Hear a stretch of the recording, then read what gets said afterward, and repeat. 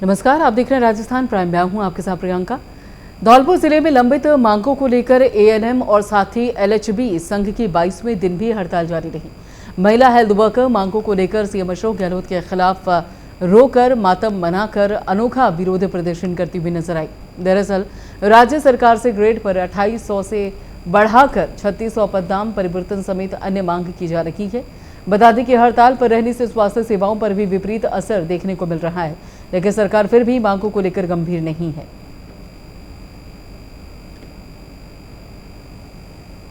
आज 1 तारीख से लेके आज 22 तारीख हो गई, सरकार ने हमारी तक बिल्कुल भी ध्यान नहीं दिया है और हमारी कोई ज़्यादा मांगे भी नहीं है।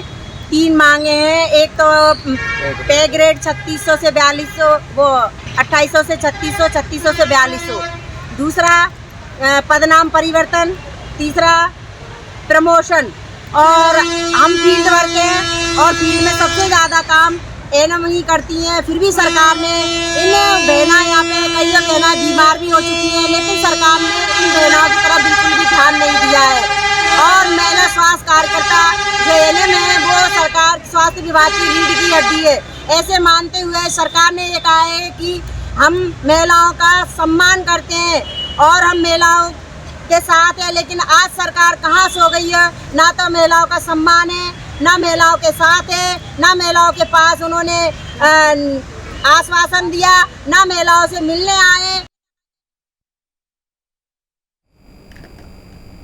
धौलपुर की तस्वीरें हैं आपकी टेलीविजन स्क्रीन पर। ग्रेड पे 2800 से बढ़ाकर 3600 और पदनाम की मांग की जा रही है और ऐसे में कई एएनएम हैं जो कि हड़ताल पर बैठी हुई हैं। धौलपुर में एएनएम और साथ ही एलएचबी संघ का धरना देखने को मिल रहा है और आम लोगों को परेशानी हो रही है इस धरना प्रदर्शन के चलते, इस हड़ताल के चलते, लेकिन उसके बावजूद भी सरकार इनकी मांगों को गंभीरता से नहीं ले रही है।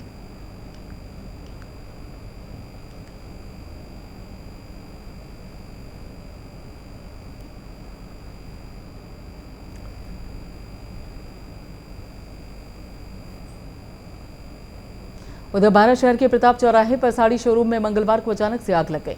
4 मंजिला शोरूम में आग लगने की सूचना मिलते ही दमकल की टीम ने मौके पर पहुंचकर आग बुझाने का प्रयास किया। लगभग 1 घंटे तक आग बुझाने का प्रयास किया, लेकिन आग पर काबू नहीं पाया जा सका। जैसे शोरूम में लाखों रुपए का कपड़ा जल गया और जिले के आला अधिकारी भी मौके पर पहुंचे। बारा शहर के साड़ी शोरूम में आग लगी। 4 मंजिला शोरूम में आग लगने से भगदड़ मच गई। 1 घंटे तक आग बुझाने का प्रयास किया गया। शोरूम में रखा हुआ लाखों का कपड़ा जलकर राख हो गया।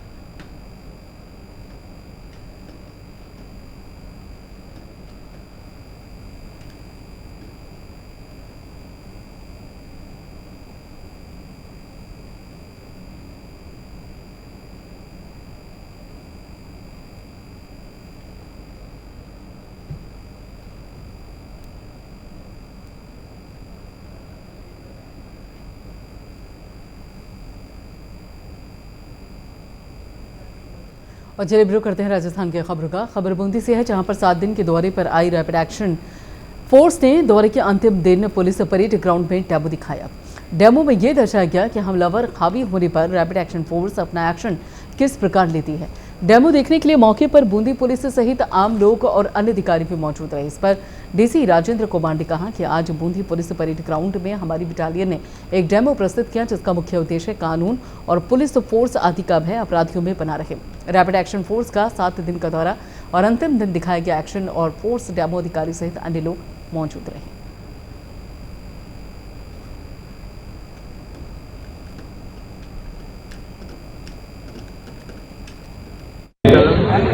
आप सभी का सबसे पहले बहुत बहुत धन्यवाद कि आप पधारें और इस मैसेज को जो आपने पूरे हफ्ता हमारा सहयोग दिया और पूरे जो जिले के अंदर इसका प्रसारण किया, इसके लिए आप सभी का बहुत बहुत धन्यवाद। और हमें यहाँ के प्रशासन से जो बहुत सहयोग मिला उसके लिए भी बहुत बहुत धन्यवाद। हमारा उद्देश्य है प्राइमरी रूप से दंगाइयों से निपटना, अशांति व्यवस्था फैलाने वालों से निपटना। उसके लिए ही द्रुत कार्यबल का गठन किया गया है और उसी की अभ्यास हमने आके किया है कि ग्राउंड में अगर सिचुएशन होती है तो हम प्रिवेंटिव स्टेप लेना चाहिए। दंगा फैलने के बाद तो सभी मैनेजमेंट किया जाता है, वो हो सकता है, लेकिन उससे पहले भी अगर हम लोग एरिया में काम करें, वर्क करें, तो उस पर अच्छे से निपटा जा सकता है, साथ ही ऐसे हालात होने से भी रोका जा सकता है। तो इसी के क्रम में हमने यहाँ पे इसका अभ्यास किया यहाँ के एरिया की जानकारी ली, यहाँ के सेंसिटिव एरियाओं का दौरा किया, उनकी डाटा संग्रह किया और उसी क्रम में हमारे द्वारा जो की जाने वाली ड्रिल है उसका प्रदर्शन हमने यहाँ किया। बूंदी जिले में 16 मई से 23 मई तक रैपिड एक्शन फोर्स का मूवमेंट था। आज इनका लास्ट में 23 मई का ये प्रोग्राम था कि ये डेमो के पश्चात यहाँ से मूवमेंट करेंगे। 16 से 22 तक सभी थानों में जो संवेदनशील और अति संवेदनशील क्षेत्र है उनका इन्होंने फ्लैग मार्च किया, मूवमेंट किया। वहाँ की लोकेशन से ये लोग फेमिलराइज हुए, उनकी सेंसिटिविटी किस तरह से है प्रशासन से, और पुलिस ने उनको किस प्रकार डिमार्क किया है, वहाँ पहले ऐसी क्या परिस्थितियाँ हुई कि ये स्थान संवेदनशील बने। रैपिड एक्शन फोर्स का जो मूवमेंट है ये बेसिकली उस जगह को फेमिलराइज करना है ताकि कोई भी ऐसी विशेष परिस्थिति बने जिससे इनको बुलाना पड़े और वहाँ की स्थिति को नियंत्रित किया जा सके।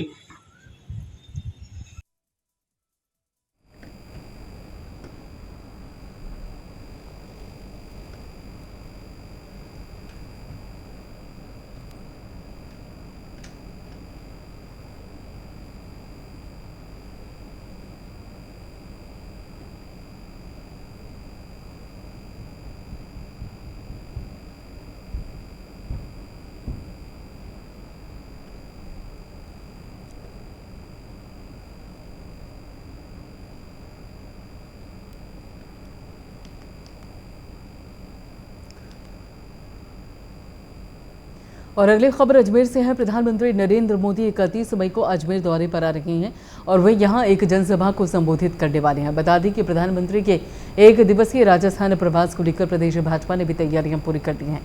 चुनावी वर्ष में अन्य केंद्रीय स्तरीय नेताओं के साथ ही प्रधानमंत्री के दौरे भी अब रफ्तार पकड़ने लगे हैं। भाजपा प्रदेश अध्यक्ष सीपी जोशी ने बताया कि प्रधानमंत्री मोदी सरकार के 9 वर्ष पूरे होने जा रहे हैं। 31 मई को अजमेर में जनसभा के साथ ही राजस्थान की वीरधारा पर भी मोदी सरकार की सालगिरह मनाई जाएगी। और इधर प्रतिपक्ष नेता राजेंद्र राठौड़ ने कहा कि प्रधानमंत्री के दौरे की तैयारियां और व्यवस्थाओं के लिए 10 सदस्यों की समिति भी गठित की गई है। मेंबर इसमें गिरफ्तार होते हैं, लेकिन वो सिर्फ एक मोहरा है। सारा विषय इस पर विस्तृत रूप से डॉक्टर साहब रखेंगे। मैं इतना जरूर कहता हूं कि भारतीय जनता पार्टी जिस सचिवालय में वो पैसा मिला है वो कौन देकर गया, क्यों जिम्मेदार अधिकारी को बचाया गया, उसके खिलाफ एक्शन क्यों नहीं लिया गया। सिर्फ मोहरे को उसमें सजा दी गई, लेकिन इसमें गुनाहगार ये मंत्रालय किसके पास है, कौन व्यक्ति है जिसको पैसा देने जिसके लिए पैसा पड़ा हुआ था। इन सारे विषयों को लेकर भारतीय जनता पार्टी आगामी माह में 7 तारीख को जयपुर शहर जिला एक बड़ा प्रदर्शन उस सचिवालय तक हजारों की संख्या में लोग जाएंगे और इस सरकार से सवाल करेंगे, जवाब करेंगे कि वो पैसा कहां से आया था, किसको जाने वाला था और कौन इस प्रकार का गोरख धंधा सरकारी ऑफिस में कर रहा है। मेंबर इसमें गिरफ्तार होते हैं, लेकिन वो सिर्फ एक मोहरा है। सारा विषय इस पर विस्तृत रूप से डॉक्टर साहब रखेंगे। मैं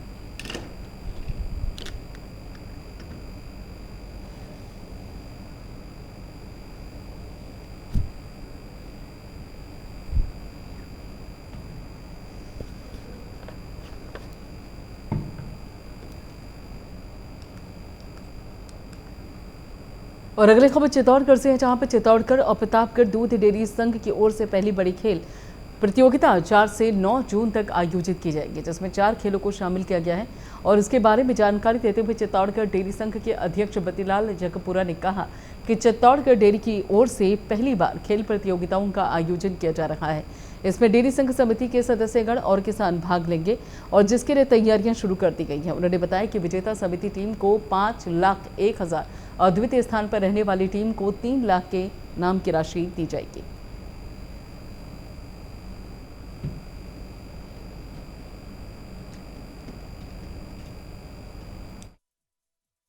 डेयरी द्वारा आगामी 4 जून से डेयरी एक वॉलीबॉल, कबड्डी और क्रिकेट की प्रतियोगिता का आयोजन कर रही है। इससे ग्रामीण क्षेत्रों में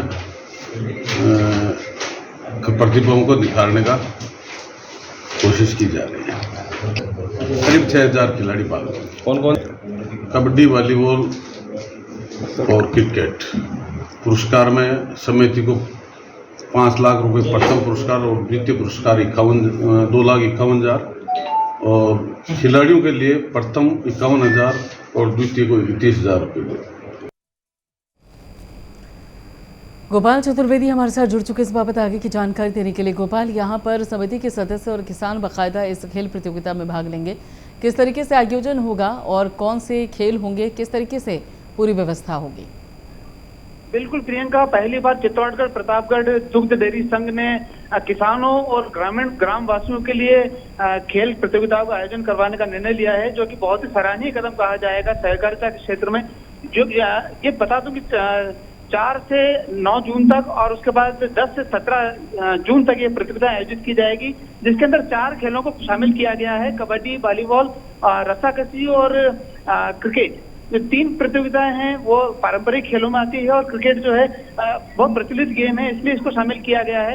इसके बारे में जब कल पत्रकार वार्ता का आयोजन किया गया तो डेयरी चेयरमैन बद्रीलाल जाट जगपुरा ने बताया कि चित्तौड़गढ़ और प्रतापगढ़ जिले के लगभग 6,000 से अधिक खिलाड़ी इस प्रतियोगिता में भाग लेंगे, और जो कि अपने आप में बहुत ही बड़ी प्रतियोगिता होने वाली है।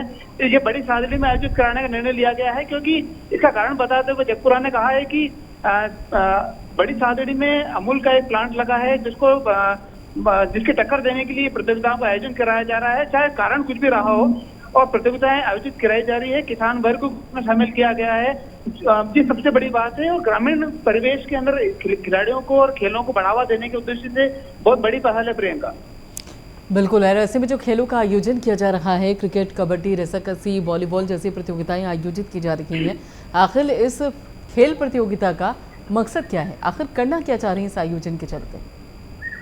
प्रियंका, बताना चाहूंगा, जिस तरह से अध्यक्ष ने बताया है कि यह जो प्रतियोगिताएं हैं ग्रामीण क्षेत्रों की प्रतिभाओं को आगे लाने के लिए आयोजित कराई जा रही है, और किसान वर्ग जो है चित्तौड़गढ़ डेयरी और प्रतापगढ़ डेयरी को लगातार चलाने में सहयोग करता रहा है। तो किसान वर्ग को इसके अंदर शामिल करने का निर्णय इसलिए लिया गया है कि किसान वर्ग किसी भी एक्टिविटीज में पार्टिसिपेट नहीं करता है खेती बाड़ी के अलावा।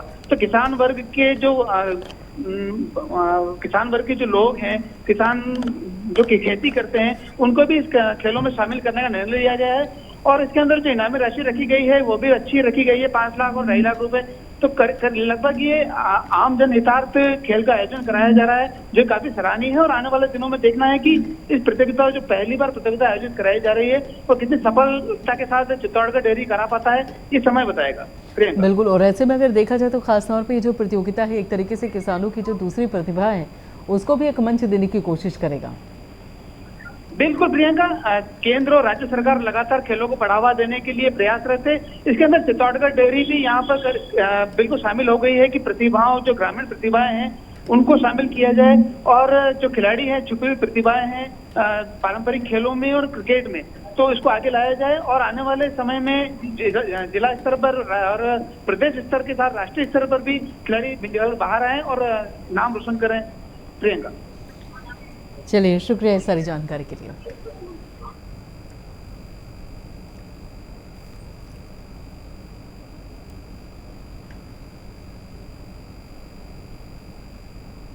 धौलपुर जिले के गांव महादेव में शादी वाले घर में पाइपलाइन लीकेज होने से सिलेंडर में आग लग गई, जिससे रिश्तेदार और बारातियों में अफरा तफरी मच गई।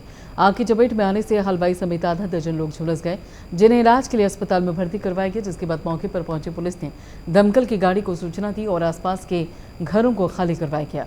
वहीं दमकल की गाड़ी ने आग पर काबू पाया। तो अचानक शाम को बारात आई थी, अचानक ही सुबह बारात के लिए नाश्ता बन रहा था, अचानक से ही आग लगी है और आग को 1 घंटा हुआ, लगातार सिलेंडर से ही लगी थी। मौके पर कोई अधिकारी भी पहुंचे हैं क्या? हाँ, पुलिस थाने से पुलिस भी आ गई थी और बुझाने वाले भी आ गए थे और गाड़ी भी आई है बुझाने के लिए। क्या नाम है आपका? प्रियंका। आपकी बहन की शादी थी? मेरी दोनों सिस्टर की शादी थी।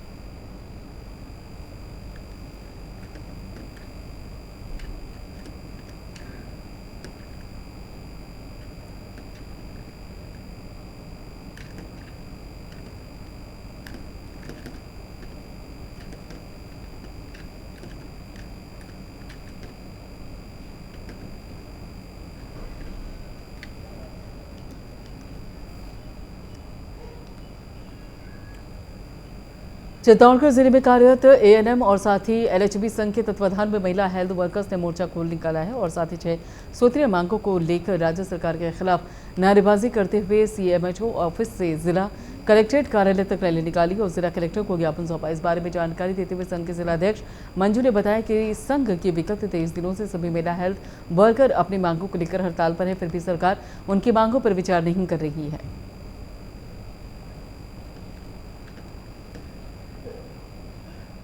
हमारी जो एलएचबी सभी जिलों पे पोस्टें हमारी एसडीएच पे और सीएससी पे वो हटाई जा रही है, तो वो ना हटाए, सरकार उसको कंटिन्यू करे।